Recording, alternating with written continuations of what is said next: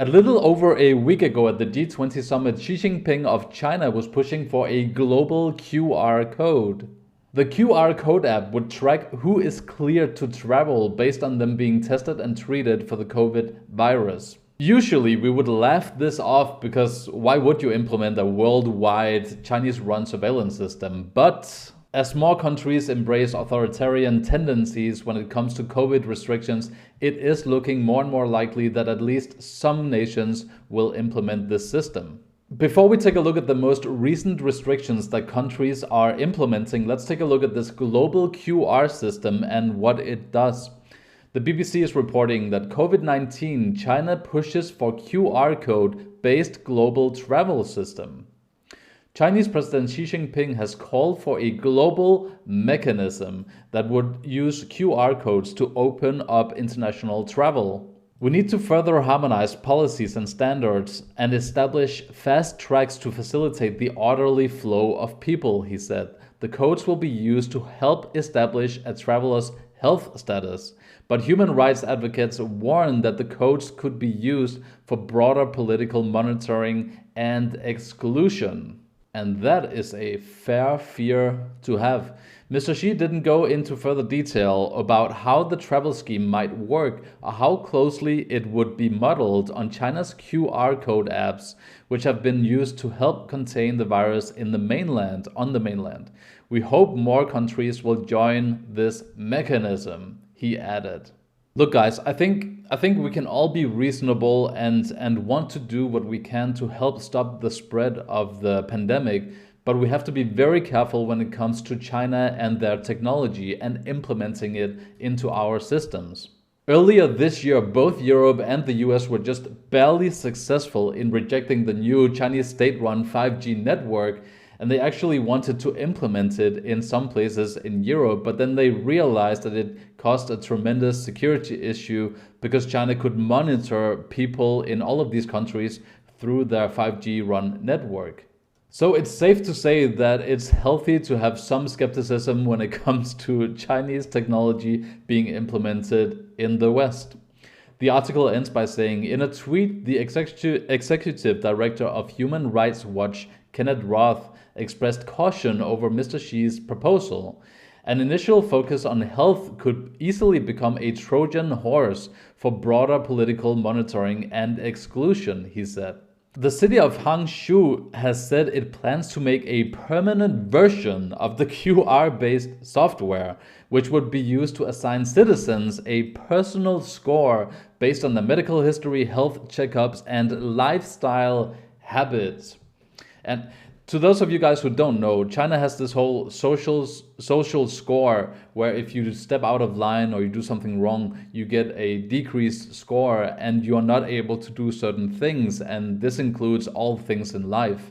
So this is already implemented in China. And the fear is that this new tracking QR code system will add to the power that the Chinese government has to monitor its citizens. And now we're talking about implementing it in the West. Now, just a couple of days after this statement was made by Xi Jinping at the G20 summit, articles began popping up about how this new QR system could really benefit us all. Now, to be fair, this article is about a Swiss QR system that kind of does the same thing. But my worry is that once we implement a system like this, I don't think that there's that big of a leap from going to a system that's from Switzerland to another system that's from China, because I don't think most people will have the same reservations that I have or that you have after reading a bunch of these articles. Once this is implemented, it will be very easy for the Chinese government to begin to sell the same system to a bunch of other nations, because why wouldn't we? It's kind of the same thing, right? I'm telling you, there's going to be a lot of people who are going to be thinking about it that way. History is filled with people giving up their freedoms and their rights in times of distress because they want a solution. They want someone to help them out. But I just want us to be very aware of what's going on. Again, there's a time for being very reasonable, and there's certain things that governments can do that is reasonable and for us to help out stopping the spread of the pandemic. But I'm reading a lot of these articles popping up all over the place where governments and authorities are stepping from what's reason into authoritarian tendencies. Right now, there are tens of thousands of people protesting in the streets of France because Macron's party, the president of France, is rewriting a law that will make it illegal for citizens to record the police in public. This is a really good example of what I'm talking about. It comes right after several videos were released in France of police officers overstepping their boundaries, and the government then tries to rewrite the law so that civilians can't record the police, all under the cover of the pandemic. Check this out. The French government has decided to totally rewrite part of a new controversial security law that has sparked nationwide protests amid a raging debate over police violence and accountability. The move, interpreted as a climb down, was announced on Monday by parliamentary leaders from the ruling majority dominated by President Emmanuel Macron's LREM, La République En Marche movement. The measure, known as Article 24, part of a global security law, would make it an offense to film and identify police officers online if there is intent to harm, sparking fears that it might enable police to act with impunity. Just to clarify, the intent to harm is described in the law as being either physical or psychological harm. The reason people are protesting this is that there are already laws in place to not harm an officer of the law, obviously. But now, since officers can be harmed emotionally from you filming them, it's so vague that it could apply to every situation. So people in France are worried that this move under the cover of the pandemic will give the authorities more power and take the power away from the people, since you can't record police officers anymore for almost any reason. That takes away a lot of the power of the civilians have when facing people with guns. Another example of this is when the Danish government passed through a coronavirus emergency law that gives the health authorities powers to force testing, force treatment, and quarantine with the backing of the police. The Danish Prime Minister later on came out and said that obviously the vaccines will be completely free and they will be voluntary as well, but that is not what the initial law said, and that law is in place until next year. There's a part of me that doesn't really like to do a video telling us to keep an eye on the people that rule us, because I don't want to add to the difficulties that we're all facing in all of these pandemic times.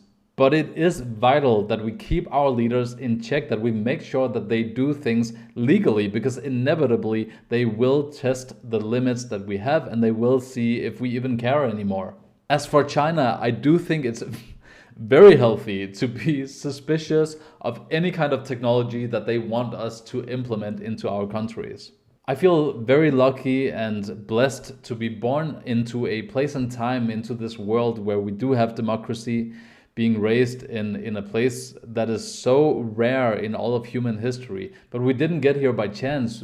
Our fathers had to sacrifice so much for us to have the freedoms that we now enjoy. And even though we won't have to probably fight in the same way that our fathers did, I do think that we are going to be facing a fight in the future that is going to be just as important, and it's going to be about keeping the freedoms that they fought for and that we now enjoy. We're going to have to fight to keep those freedoms.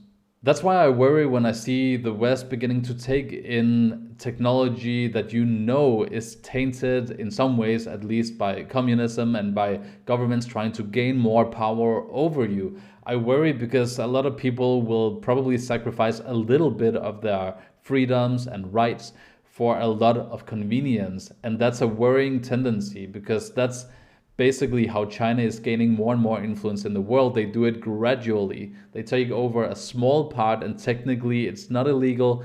Technically it's not illegal to give these loans out to countries, but then China gains more and more control as these countries can't pay back the loans. So all of a sudden they own parts of these countries, the infrastructure and so on.